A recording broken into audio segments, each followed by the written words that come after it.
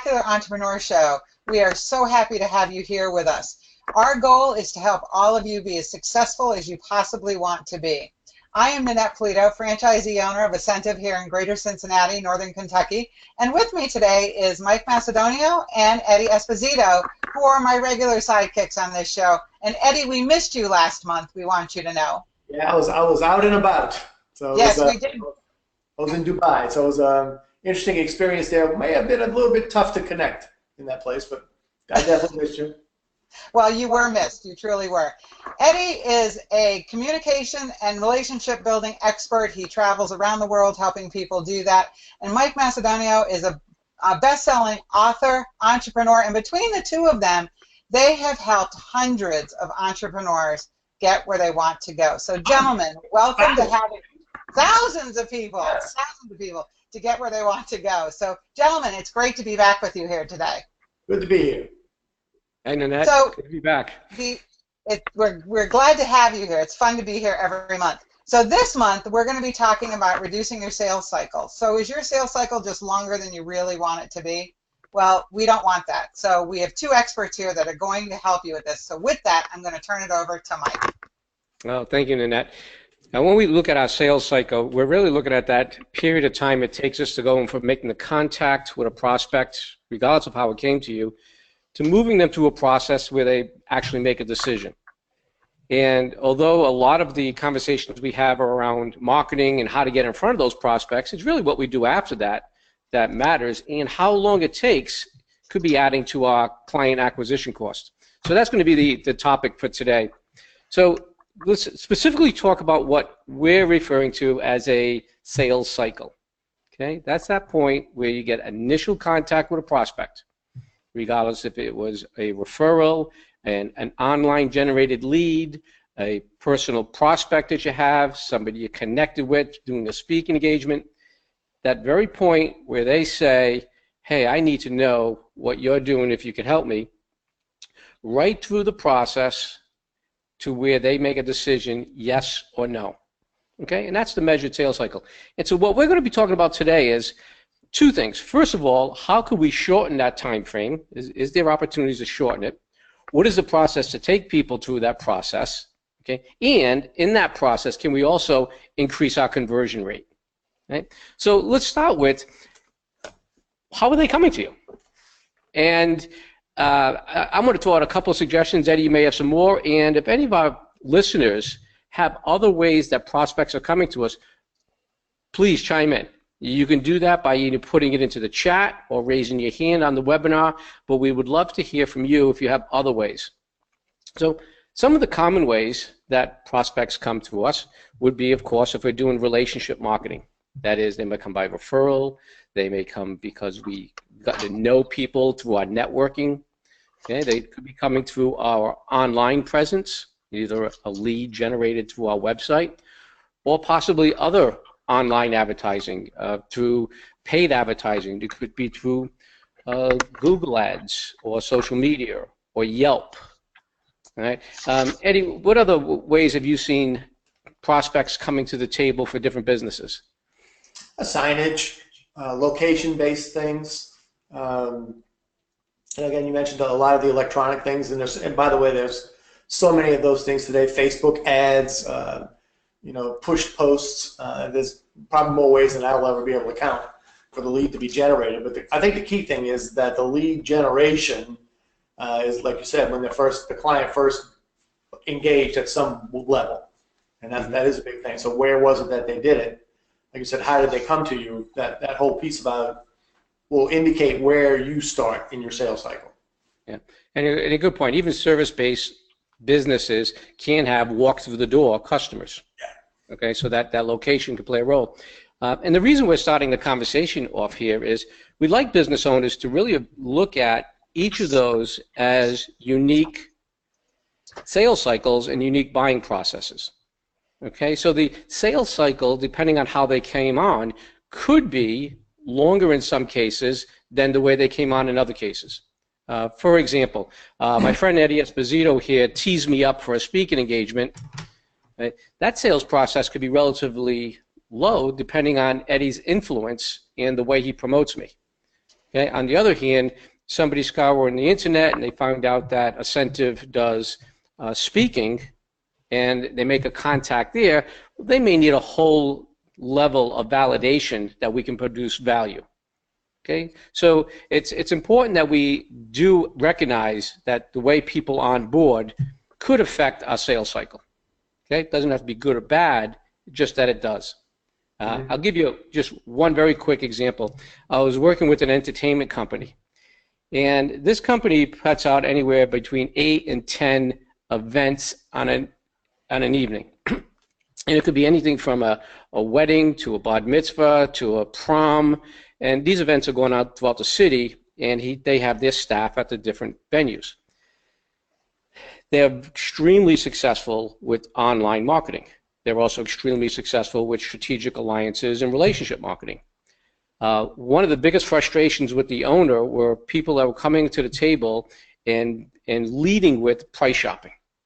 Basically, what's your rate? And he says, I'm being shopped against Craigslist. We don't play in that league. And what we found is a very easy way for him to shorten his sales cycle with those prospects that want to negotiate by email. Is simply to ask them, happy to give you a proposal. I would really need to know more about your event, what you're trying to accomplish. If you'd like to have a quick phone call, I would be able to do that. Guess what? The 9 out of 10 tire kickers or price shoppers that were coming to the table almost immediately got eliminated. And what he also knew is when he got to meet with prospects and talk about what their needs were, his conversion was extremely high. Right? So sometimes just acknowledging where the different leads or referrals are coming from can allow us to take the next step to shorten the cycle for that vehicle of marketing, okay? And of course, even combined, which the total would be shorter.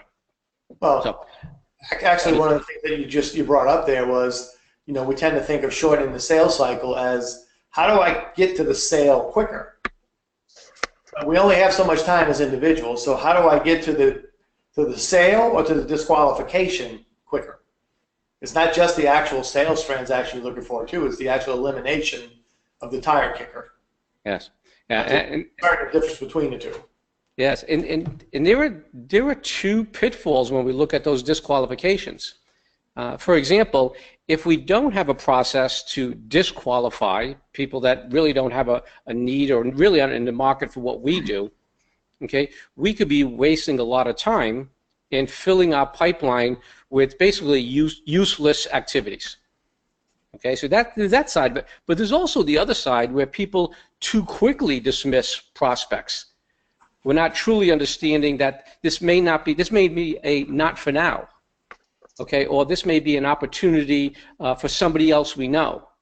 Okay, I'm saying that with a filter of when I'm running into people and they have a sales phobia around this process in their business, the process of working with prospects and basically selling.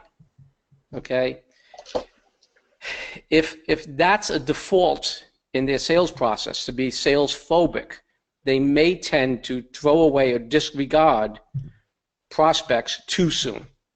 Okay, so we have to really make sure we're working that balance. So yes, those qualification, disqualifications, that is a big part of that sales cycle. Right, so a first piece would be to have an effective qualification, disqualification process so you can make a determination quicker. Yeah. Right. Yes. And it may not be, do you want to buy right now? Right. Yeah. There'll be some elements you need to find out. Yeah. Yes. So let's go into what would be a good way of onboarding a prospect and determining, what are their needs and do we have a solution. One of the important questions I like to see asked at this point is, and somehow asking the question, what's most important to the prospect? Okay, so what brought you here today? Okay, I don't care if it's carpet cleaning or it's coaching or it's IT consulting. Somehow they came to the table and simply asking what's most important to them. And I have an interesting situation that happened to me recently. I was I was bringing in somebody to clean my carpets, and they had done work in the home before, cleaning tile. I knew they were very good, they're very reputable, and I asked him to come in, and he came in, he was very thorough, and he started to explain to me the techniques they uses, the cleaning materials they use, how they bid the job, how they're going to be doing the business, how they're going to protect my corners of my walls. And then at some point I just said, whoa, whoa, time out. He goes, what? I go, I'm done. He goes, what happened? And I explained to him, I said, listen, I love you, you're a great business person, but I got to tell you, I don't care. And he was kind of offended. I said, I didn't care. He goes, what do you mean you don't care? I said, I don't care about any of that.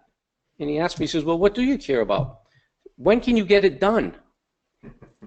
Yeah. And yes, and if he had asked me in the beginning, Mike, what's most important to you about having this done? How about the weekend? All right, and we could have eliminated all of that conversation. Now, in this case, we're not talking about a long sales process, but you can hack the process if you're asking these types of questions up front. All right? So as an audience, what I want you to think about is, what are your key questions that you're asking your prospects to determine what's most important to them, to you?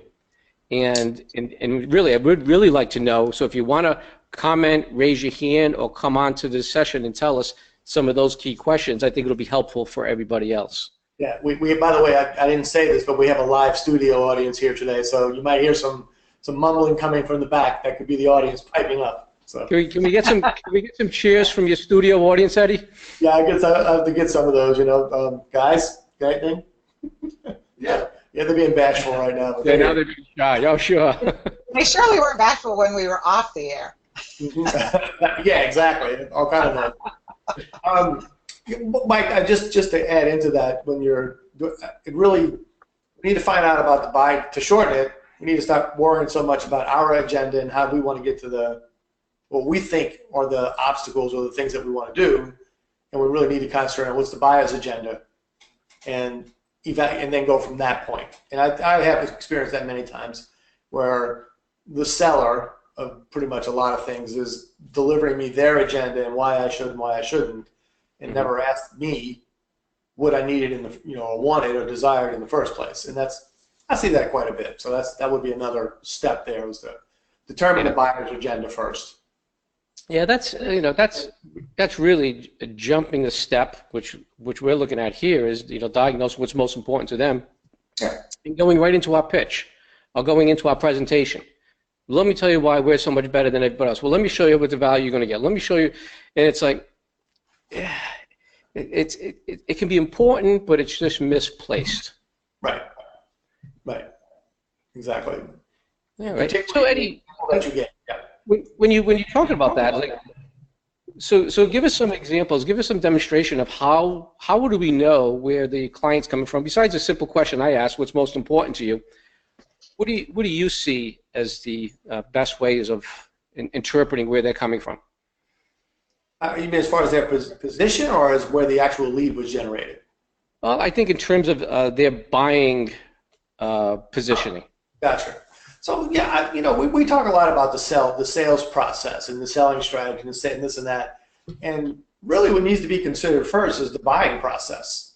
How does a buyer buy? How does a buyer go through? What are his steps or her steps? Then have a sales process that matches it. So Nanette, if you could pull up the next slide, I'll kind of illustrate what I'm talking about here.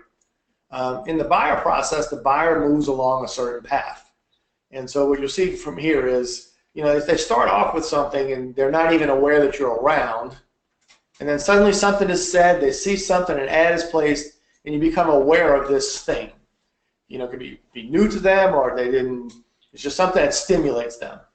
And then after they become aware of it and they pay attention, then they'll identify that they have a problem or a need that you seem to be addressing, whether it be through your ads or a speech or whatever it is you're communicating. And then once they identify that need, then they start saying, well, man, what could be my solutions with that? How could I get that fixed? And then that's where they start evaluating you as a possible solution. And then they'll look at their choices of product. For example, in our world, we may have a year's worth of coaching down to, a $39 seminar. So like, what are their choices based on the problems they identified? Then they buy. So the idea is when someone comes to you, where are they on that timeline? Because if they're in that very first one that just became aware, and I try to go all the way to selling them something to close it, then I'm jumping too many boxes. So if we knew that we were looking, we are able to identify what piece the buyer is in, then we could act appropriately. So underneath those boxes would be a communication stage. So typically, by the time we get a buyer, they'll be somewhere in the identified a problem stage, and they may be looking at us as a solution. So what I have to do here is actually, instead of going forward, back up and say, all right, so what was the problem you identified? Where might that be coming from? What is that all about? All those things that help you determine if the solution going forward for them is the right one. So the initial reaction would be to go ahead, oh, good, that's what you're looking for. Let me go ahead and sell you this program right here that'll fix that. But if we didn't go back up a step and figure out like what drove the problem, we deliver the wrong product and get into a mess, which could delay the sales cycle or collapse it or do whatever. So where the buyer comes in along that timeline, the sales process has to match it. And that would be the best way I could describe it. It's really up to, if you really want to get it right and shorten it, if you can evaluate where the buyer came in and his mindset or their real area of need is, then the steps that come after go much quicker. And that would shorten the sales cycle. Does that make sense? It does. So Eddie, what you're saying is when we're identifying the problem is helping us understand and helping the prospect understand that there's a challenge and having clarity as to what they see as the challenge. Well, correct, because I read a statistic the other day, 80% of the buyers that come to you will have already researched the product because they have the internet today. So they've done all this research. Now, unfortunately, a lot of that is like, I'll even include myself on this one, because how many of us have gone to Google trying to figure out what our medical symptom is? And before we end up the evening, we're dying of cancer the next day, all we had was a pimple. So the idea was misdiagnosed. And so the idea is, it's basically to challenge the sale. That's where the challenger selling comes in, and you back up. And I'll give you a good example. My wife works for a large furniture manufacturer. They went into a hospital, and they needed new beds. So the idea was to have new beds. Well, okay, so what was the back up? What's the reasoning behind the new beds? Yeah, well, the beds are worn out. Well, yes. And what else are you trying to accomplish with the new beds besides that? And that made them think differently. And as it worked around, their way that they could work the sales process, where they were expert in that particular industry in the hospital, there was a benefit to doing some other things because it raised their health score, which would allow them to get a larger percentage of money back from the insurance companies than they were. So it wasn't just about the beds, it was about actually creating a better health score, which not only got the sales cycle definite, but it also increased the amount by quite a bit. So by backing up and doing the discovery work, they got it right. If they had just sold the beds, they wouldn't have got it right. So that's why when a buyer comes to you, they've already done a lot of looking because they can. So what I'm hearing, Eddie, is that process of really honing in and clarifying the challenge. Sounds like the hospital themselves may have gotten some more clarity. They always knew that existed, but more clarity about why the beds were important. The person selling, person selling it now is clear. What are we trying to accomplish? And not only can we shorten the sales cycle, but we probably also significantly increase the opportunity for them to buy. Yes, they were much more anxious to buy because they saw they saw a bigger picture.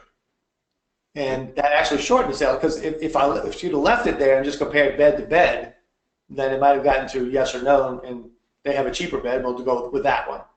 But by providing the added value, it actually ended up shortening the sales cycle, because they're like, oh, that's what we want. So the discovery actually created a higher sense of urgency, which shortened the sales cycle. Yeah. And I've seen this with even people in our industry. We're going to go in and we're going to work with a sales manager, and you got this assumption that what do they need? They need more sales, or they need more referrals, or they need more qualified prospects. Maybe, okay, but you really find out what's keeping the sales manager up at night. It's the fact that, you know, a good percentage of his staff is miserable because they're marketing in a way that they don't enjoy. Okay? Or, you know, they're really concerned about keeping those top producers. Right? And well, if we solve those problems, you know, the generating more business could be very secondary. And so being clear what they want, having them clear what they want, and then providing the solution that really satisfies their biggest needs. Right, and so if you use, by the way, so if you use the same timeline, if you want to shorten the sales cycle, if you use that same buyer's timeline, you design your marketing around it as well. So I have to have things out there that make unaware people aware. And I have to have things out there that make people that are aware of us, how to identify a problem that we address. You know, so there needs to be specific messages for each one. A general message will get lost, but specific ones for each stage. And when you find out what message they respond to, for example, then you know where they are in the process, and that is extremely helpful. And you know, it's definitely better to deal with it from the buyer's end, and it's easier to make up your sales end when you know where the buyer's coming from. Yeah. You know, so we started off by finding out from the buyer what's most important on a general sense, and then we went down to honing it into is like, what are the biggest challenges they're having? How's that problem really existing? Which then leads us to the third part of it is, what would you like to accomplish? You know, a higher score, or what do you want to accomplish? I would like to have less people on my team doing more, or I simply want a bigger team. Whatever that looks like, to find out where exactly would you like this to go next. Yeah, you got a much more definite starting point of what you're trying to do that way with that kind of discovery. So while it seems like shortening the sales cycle and asking more questions is not the same, it really is, because if you started from the wrong place and you weren't communicating this for the same thing, it's going to take a long time in that sales cycle because the buyer's not going to see the actual need as clearly as if you got on the same page in the beginning. Yeah. It shortens it dramatically if you can help them discover, and you and the buyer are saying the same thing going forward, then it shortens it. Mm-hmm. Yep. So and I'm going to just take it one step further. So now we know what their challenge is. Now we know what they're looking to accomplish, and then one of the logical things next is, well, how does that benefit you? Okay, so it goes into that process. So what's so great about that? Okay, I've got my staff operating at this level and doing this, this, and this. So what's so great about that? You know, well, it means I don't have to jump in and you know, do fire drills. Well, it means that I'm going to get promoted, or it means that the bonus structure is going to allow me to put my next child through college. All right, so these are, again, coming back to benefits. So, Nanette, do you have any questions come in yet? I do not have any questions, but we do want to really encourage our audience that's sitting out there to please give us some questions, give us your comments. We want you to participate in this, but we don't have any yet. No studio audience? You guys still looking? We've got to. So the last thing, and please do join us and ask any questions you like. One of the key things we need to look at in this process is, in many cases, the decision may not lie with one person. Yeah. And this is, you know, obviously with people that sell to larger organizations, they intimately know this game, because sometimes it's kicking it up to higher authority so I don't have to make a decision. Sometimes they're pretending they have authority only to find out they don't. And sometimes it's just many people involved in making that decision. Yeah, I forget the book that I was reading that said that in those types of situations, there's typically like 6 people that are involved in the end decision. And the role that you have as a person is, find the influencer who can pull that meeting together of everybody. And then remember, you have 6 agendas and positions on the thing. So it's not a simple introduce me to the decision maker. It was introduce me to the person who influences the group that they can get together so you can do the work that you have to do if it's a larger item. So there's oftentimes more than one decision maker. And if you brought it down to a smaller business, say like they call the mom and pop shop. Well, mom and pop are going to have a say so here. That's So exactly right. Yeah. That's exactly right. And even in personal situations, my buddy's selling me on the idea of riding the Continental Divide on a mountain bike, and I'm bought in. That's right. And not until I sell Dawn. That's right. So there's things that, even in a personal situation, you may have a significant other or a spouse that's going to be involved in that decision.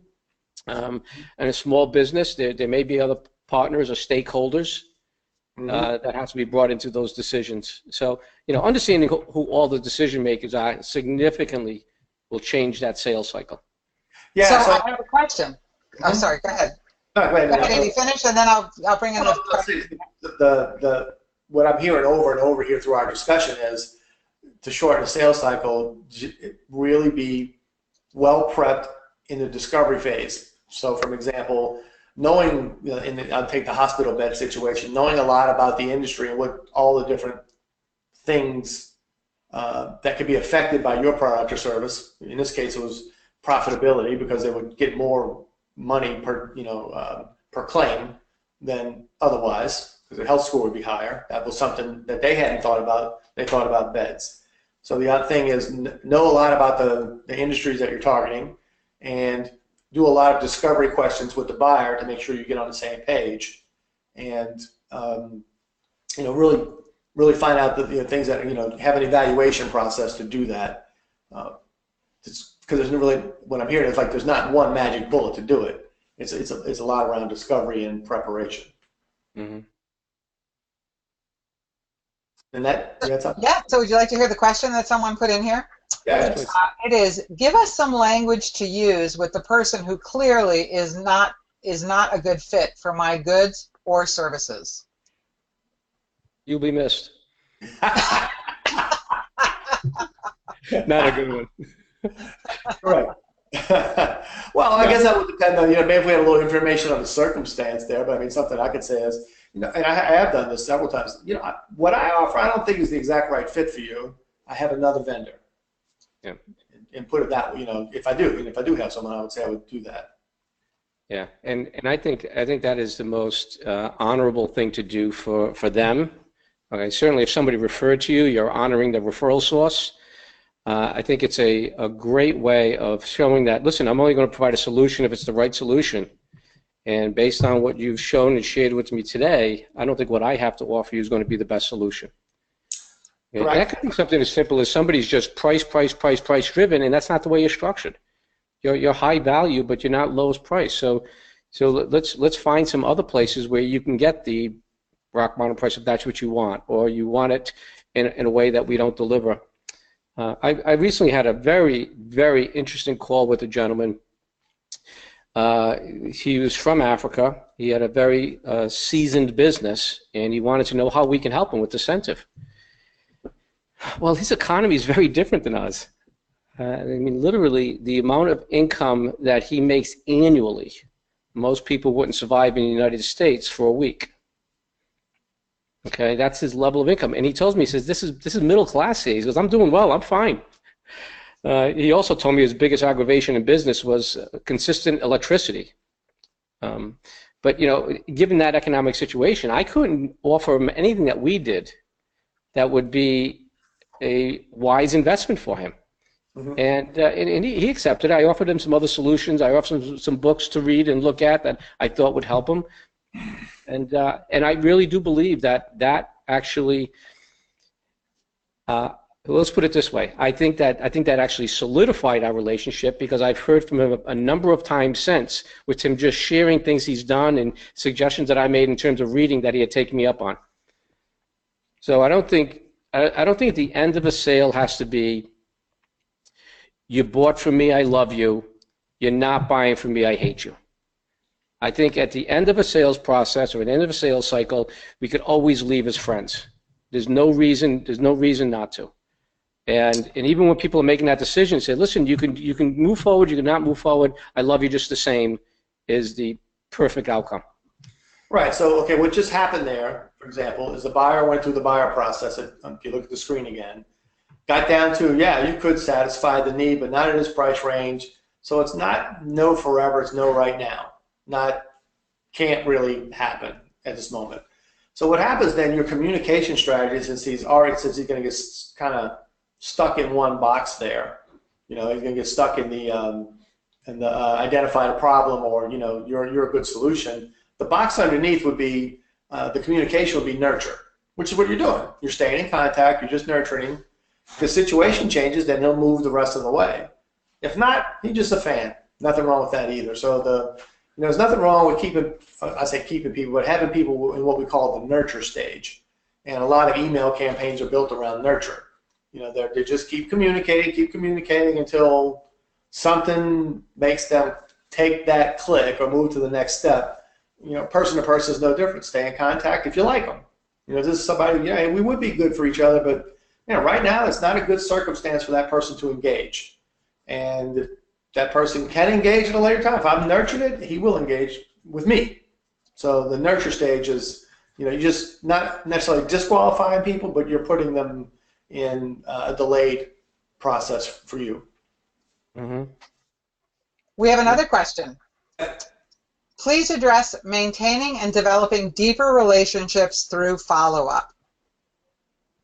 Okay. Well, I think we have a couple of things we could be looking at. The follow-up on the relationship with the prospect. Okay, so obviously timely follow-up there is going to be critical to their believing that you're credible and of high quality. And then also, if they were recommended by somebody, you're also preserving that relationship. Okay, so that is, you know, in the world's best known marketing secret, we talk about the biggest responsibility you have when you receive a referral, and many people in the audience will say follow-up. And to that I'd say, yeah, well, not following up is really activating the sales prevention department. The true responsibility of receiving a referral is not just the follow-up, okay, but making the referral look great. Okay, that's the responsibility there. So that's in terms of maintaining your credibility, integrity. You have an obligation to the prospect. You have an obligation to if somebody recommended you, and the biggest obligation is to make the referral look great. Eddie, on follow-up? Yeah, so let's just, if I took referral out of it, for example, and I had someone who I was, you know, I guess down into the buying process with, and it would depend upon where I was stalled, so to speak, but the idea would be, what would they need from me to help them either decide yes or no, or to go to nurture? And so my follow-up would be based on where I thought they were in that timeline, so to speak, and what would be appropriate for them if they were still a prospect at that point.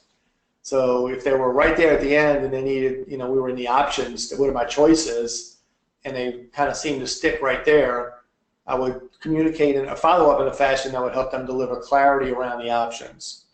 If they were down into, you know, the part where they were choosing between payment plans for something, my follow-up might be based upon, you know, is there something else, for example, that would make this, you know, if they wanted to, if there was something else that would make this, you know, more acceptable or better, or that would make it so you could act upon it. You know, my follow-up would be based upon that. So actually, I would kind of look at where they were in my process and make sure that they had what they need. And then if they decided to go, no, not forever, but not right now, well, then my follow-up would be around nurturing and maintaining contact. Yeah. I think there's a difference between also follow-up and chasing. Yeah.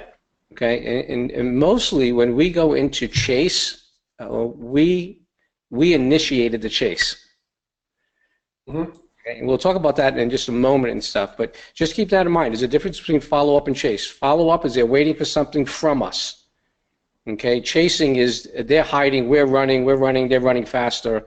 So it's a different dance. And well, I'm trying to get something from them is the chase, right? Yeah. In most cases, we initiated it. All right, so we will go back to that. One point I want to make before we continue that conversation is sometimes the sales cycle is just what the sales cycle is. Yeah. And by going through what the conversation we're having today, we just become more realistic as what the steps are going to be and what it's going to take. For example, when I was naive to franchising, my belief was my sales cycle was 30 days. Okay, that I would meet a prospect, I talk about what we do, they liked it, I would send them disclosure documents. By law, we can't contract for 2 weeks, so I knew that was part of the sales process. Okay, but at that point, they would be able to make a commitment after they've seen all the disclosure documents, and we can go into signing, and it might take a little bit of time from there. Complete delusion. Even when the sales cycle was moving at a very fast pace in the early days, it was still 6 months. And today, it's significantly longer for me. Today, I have people that are in the sales process sometimes for a couple of years. Okay, and there's reasons for that. There's reasons of their circumstance that will not allow them to make that decision. There's also been reasons where I have not been willing to make that decision because of the circumstances. Okay, this is a real example. I had a person on the line, they wanted it badly, and I didn't understand them, they didn't understand me. It was strictly a language issue. And my challenge out to them is, for you to come on to an English-based company, you really have to have a strong command of the English language. Guess what? They did. Not only did they come on and qualify in that respect, which took a couple of years, they're absolutely killing it today. Okay? And for those that don't know, I'm talking about Ingo in Italy. Absolutely killing it. So those things could be just natural process of what it's going to take and why it's taking so long. It doesn't necessarily mean that there's a wrench in it. It's just what it is. Yeah, and I think also recognizing that your sales pipeline, if you just want to call it that, is made up of a mixture of all of those. So I'll have some that are going to take longer. I'm going to have some that go really quick. I'm going to have some that I have to throw back to nurture. So there's recognizing what those are and accepting that. And then I think the way you can get efficiencies in it is by what are the peculiar characteristics of each one that could help that. You having that guy learn English, that's kind of on them. There's not a whole lot you could do about that one except nurture it. So however long it took. Now, Eddie, you've also shared this with me in the past. So there are also other things that could be leading to that sales cycle. The time in preparation for a proposal and creating a solution, manufacturing time. Yeah, what I found recently was with one person, it was too many people or too many steps. They were actually on a location, then the person would come back, make the proposal, email it back, and then kind of drop it in the customer's hands. When some of those could be actually been done right on the spot. And in that particular case, the buyer, they were there because they identified the need. They wanted, tell me what it costs, what's the option, and give it to them, and they probably could have closed the sale. But by allowing the distance, not only did they increase the sales process, they dropped their close rate, and they had too many steps involved, and they put too much work on the buyer. So that could be a problem. I think what else could be a problem too is, I have something and I can't get it delivered, or my internal systems are flawed. I can't get the order in, or it's cumbersome, or I made it too difficult. I'm not fun to buy from. So I have to work really hard. That would increase your sales cycle and obviously affect your close rate as well. Mm-hmm. And other things, weather. If I go back to my wife's situation, and when they talk about the sales cycle, if you ordered something in the summertime, you're going to get it quicker than you ordered in the wintertime because the stuff is made in the north, in Michigan, and if it has to come out, and they work battling against the snow, that increases the time. So there's lots of things that, if you take into consideration, that can jump in and affect your sales cycle as well. Yeah, absolutely. And I'm sure many people on this call have specifics in their business, in their industry, that they know. It could be the delays. Yeah. I would like to go back and revisit the chasing versus follow-up, and I see this with people in a sales process that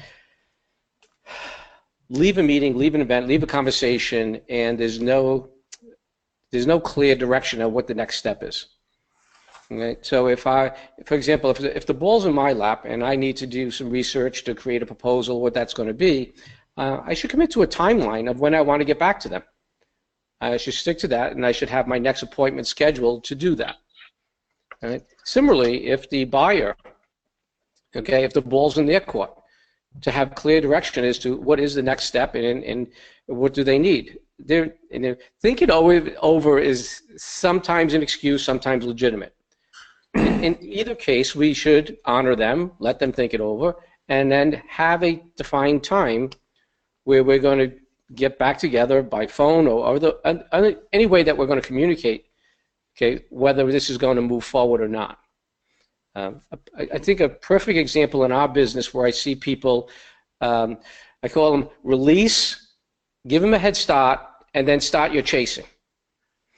And here's a perfect example. When we're doing a speaking engagement or we're doing a presentation, and at the end we have something to offer, okay, and we make that offer, and then we tell them either go home and think about it, or go on my website and register, or I'll get back with you, or give me your card and we'll line something up. There's nothing defined there. And in terms of people, if at that point there is value and they know they want to take a next step, the greatest opportunity for a person to take action. Now that action could be setting an appointment with you, it could be literally buying from you. The greatest opportunity is right after they receive value from you. Yep. Okay, and everything else is release, give them a head start, and start chasing. And now your probability of them making a commitment to meet or do business or whatever it is goes down exponentially with every minute, every hour, every day, every week that goes by. Okay. One of the techniques I use when I'm done presenting, if I have an offer and people want to set up an appointment with me, they literally have a physical calendar, and I have my calendars right on the desk, but they'll have a calendar that they can fill out the specific time they want to meet with me. Okay, so it's a call to action of what the next step is. Eddie, your comments on chasing? So I'm actually listening to you on this one, and I'm following the timeline down there on the screen. You can go back to the timeline again. Is if you get the buyer all the way up to the second last arrow there, which is what you were saying, they're right there, and then you send them. Okay, you send them away. All right. Now you delay the sales cycle because you made them do something that they were standing there. Well, you just need to tip them right there, or tip them over, and you sent them away. Go to the website and register. Well, if I had just done it right there myself, it got done. Sales cycle's over. If I send them back and they take 2 days to do it, at least that lengthened about 2 days. And like you said, they might not ever do it, because I'm pushing them back in the cycle there.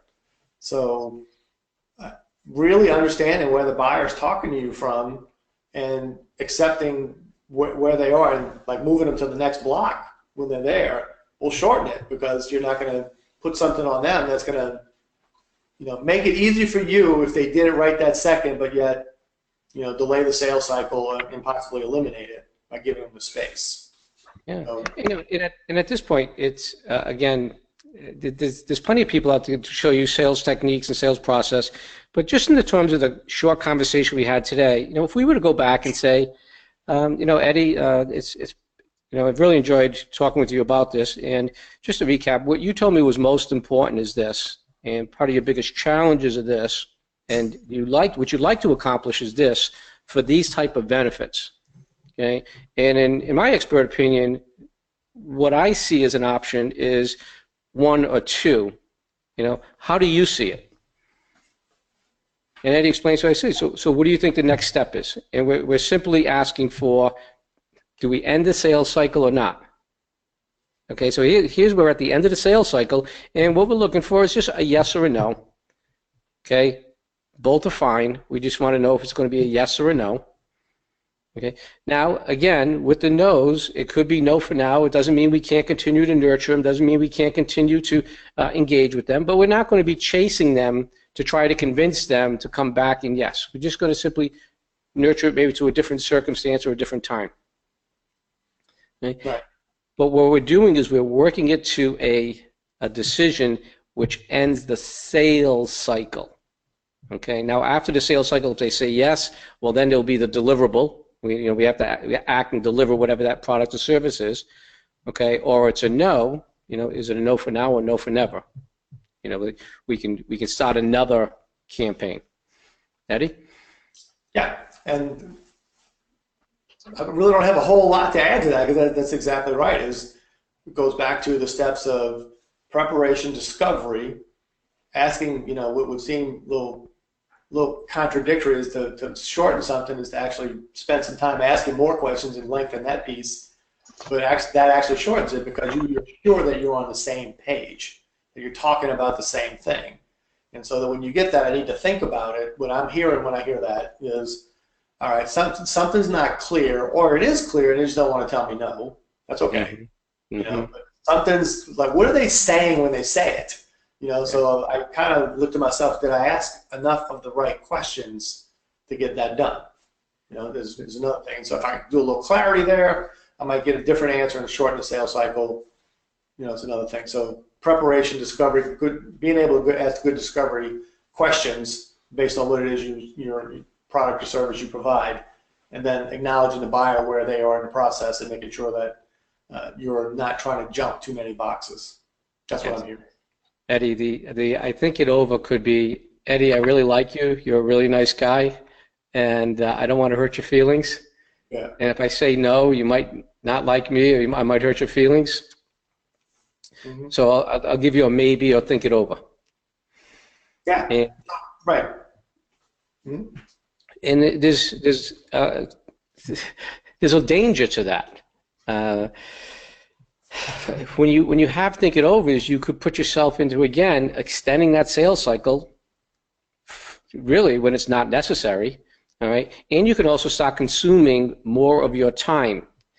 Okay? Oh, yeah. And this adds to your client acquisition costs. When you're spending this time chasing these think it overs, okay, the ones that legitimately do go through, they're part of that cost.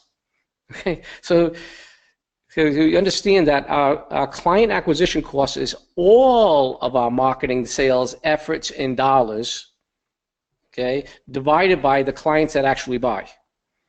And so what we're doing is we're letting people that are probably never going to buy, okay, ramping up our costs and expenses to the client we actually eventually get.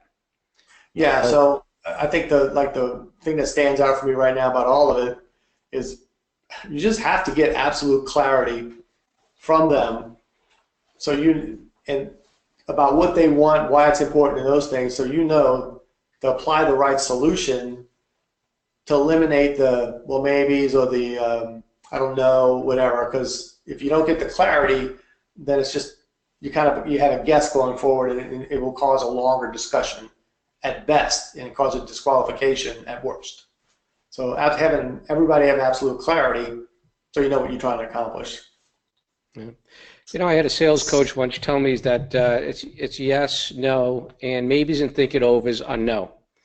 Mm-hmm. So you have to internally take it.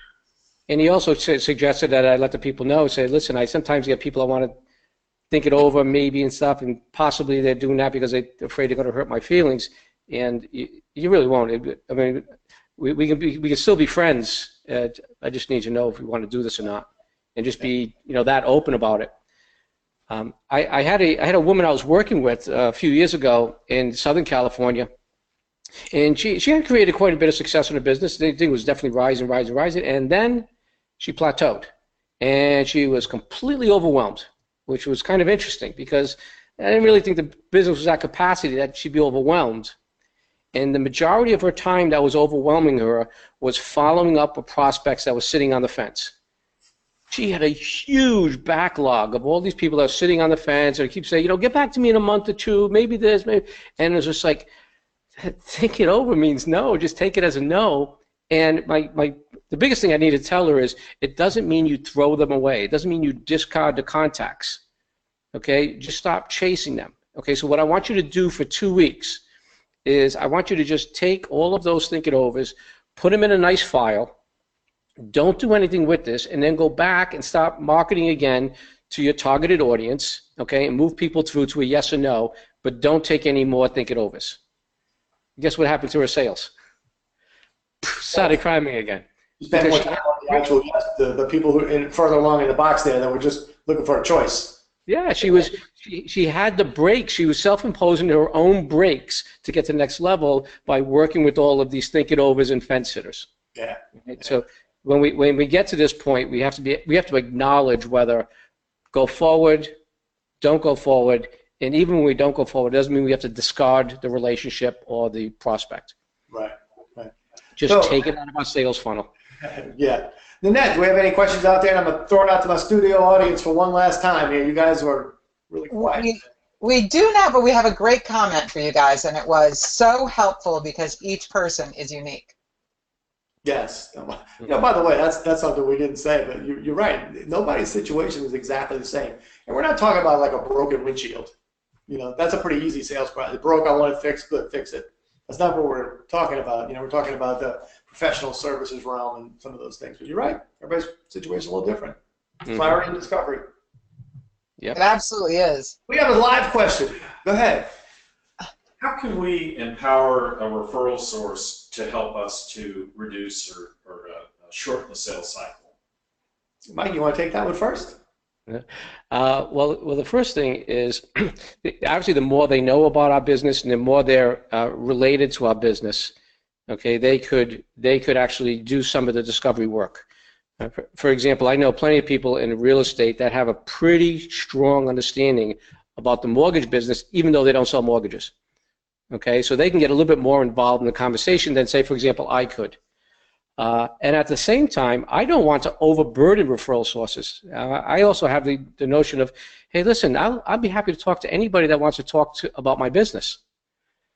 Okay, so I don't put a lot of overqualifications, but I definitely understand there are some people that are going to be capable and willing to be better developed. And I'm going to reference something we do in an incentive called the 5 steps in the referral process.